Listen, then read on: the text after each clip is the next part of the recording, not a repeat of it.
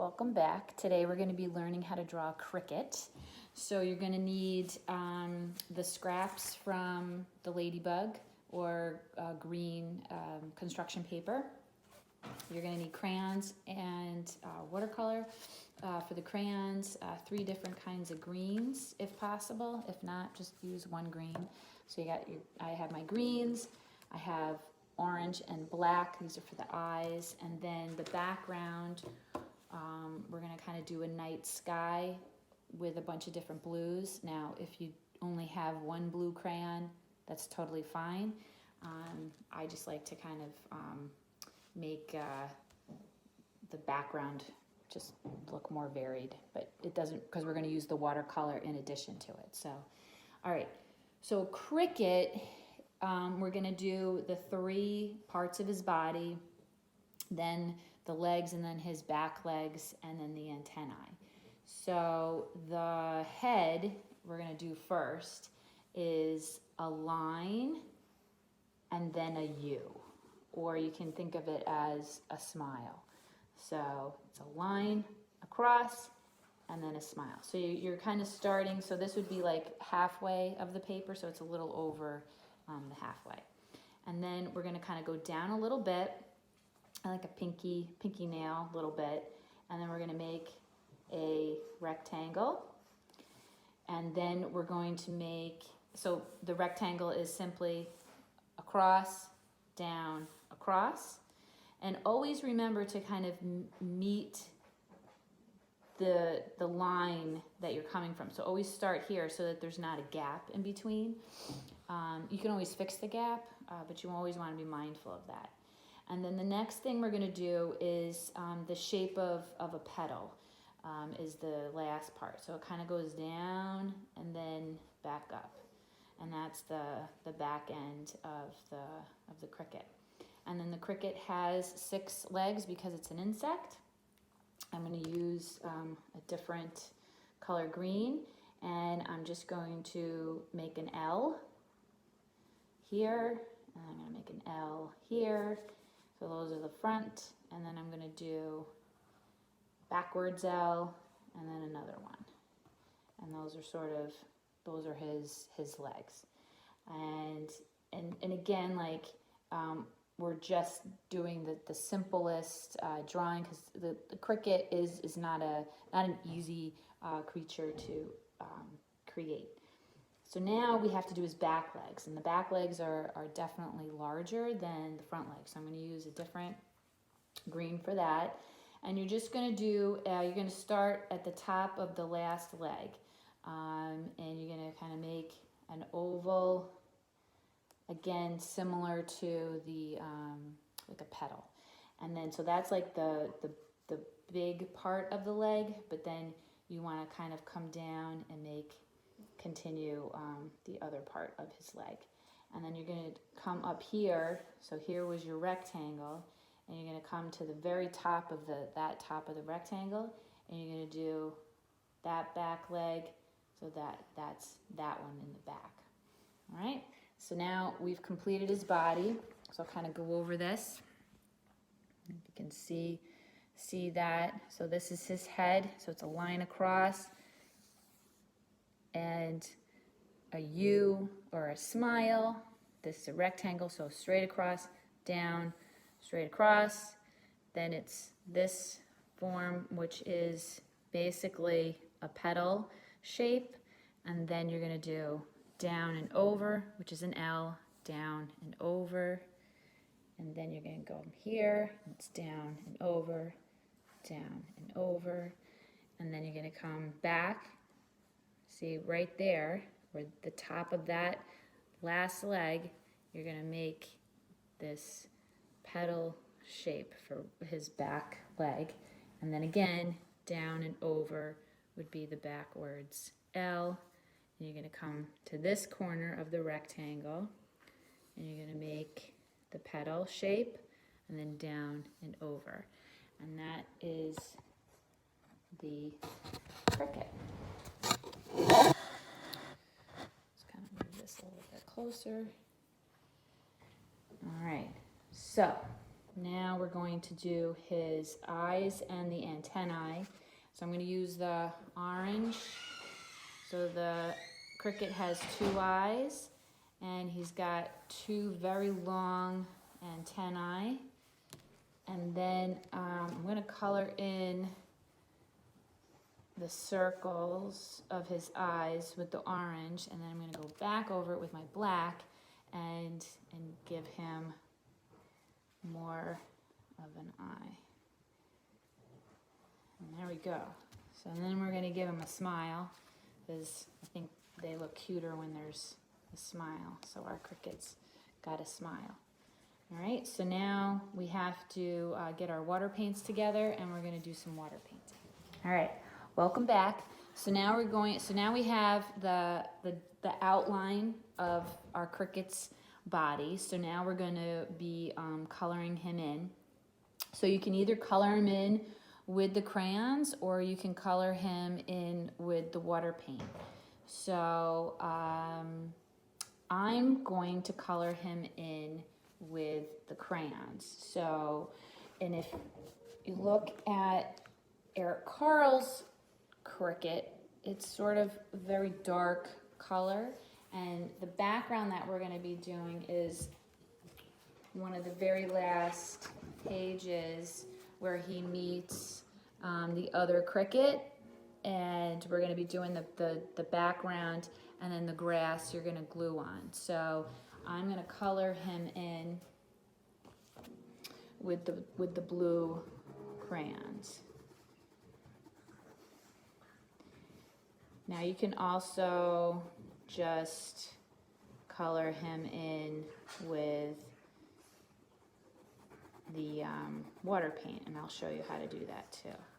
So I'll do his head this color.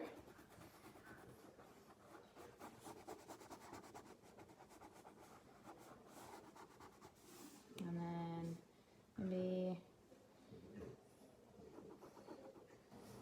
do his back.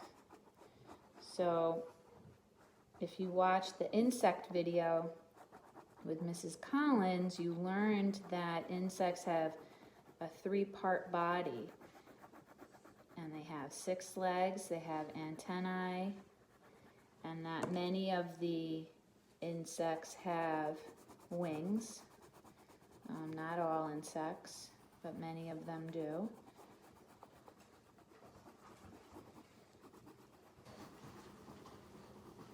So one thing too is that if you do water paint, and I'll show you,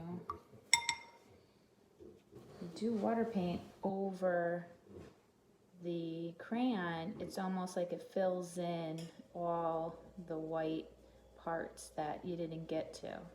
So it kind of helps fill in all that. So you can do that as well. And again, it's always nice to have like different materials. It makes it more interesting. It also too, like when you get kind of tired or bored of using one, you know, kind of moving back and forth with the different materials kind of aids in being able to persevere through the activity that you're doing.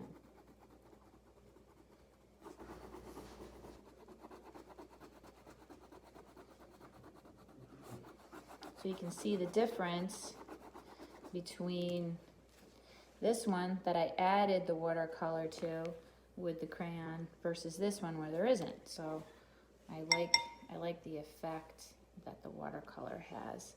So I'm going to put watercolor on this one.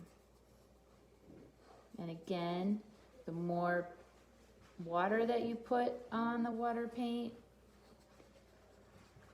the lighter the color, and the less water, the darker the color.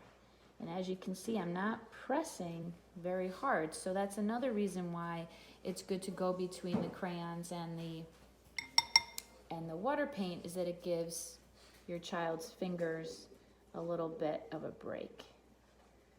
So then I'm kind of going over his face, giving a little bit more detail. And always make sure you've got your your paper towel or rag to kind of dry off your paintbrush. And again, it's just being very gentle with the paintbrush and not being very rough with it, because otherwise you kind of ruin the brush. All right, so that's that for now. So there's my Cricut.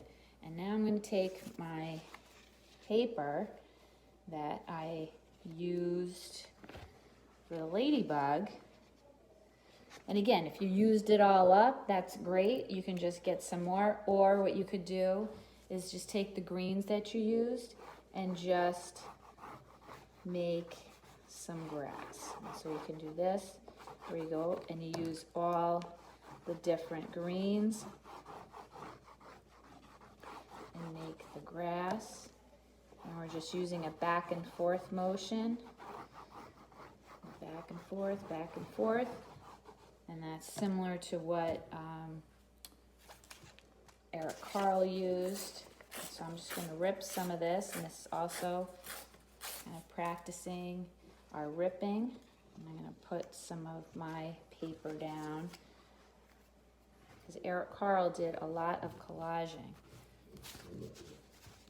And I'm going to teach you guys how to do that also this week. And add another one.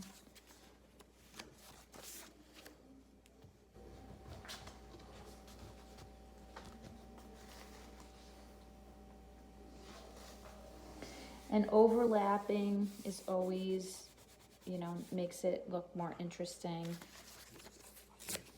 I'm just going to finish this out because I don't want to cover up that there. Finish out my grass. So there we go. So I have my grass. So now I need to do my background. So I have all my blues, and I'm going to just color in the background. And again, not using the top of my crayon, but the side of the crayon. So you're going to hold it in a different way, not pointing down like this, but kind of going like this on the side. And if you have crayons that don't have, you know, if they've already peeled, like these I only use, but if you've got broken ones that don't have the paper on it, you can just go back and forth with that, and that's total, and that's actually something that we teach the kids. So you're just going to fill in all around the Cricut, and again that kind of back and forth, and then you're just going to kind of keep going with all the different blues that you have. And if you only have the one blue, that's totally fine. You can also, you know, purple in the background too can also be pretty to show a night sky. So you could use that as well. Now, once you have all that done, then you can go back in with the water paint and fill in, if you have that. So you can fill in the whole background of the paper. All right, well, I hope you guys have fun with this, and I cannot wait to see what your projects look like. All right, I'll see you guys soon. Bye.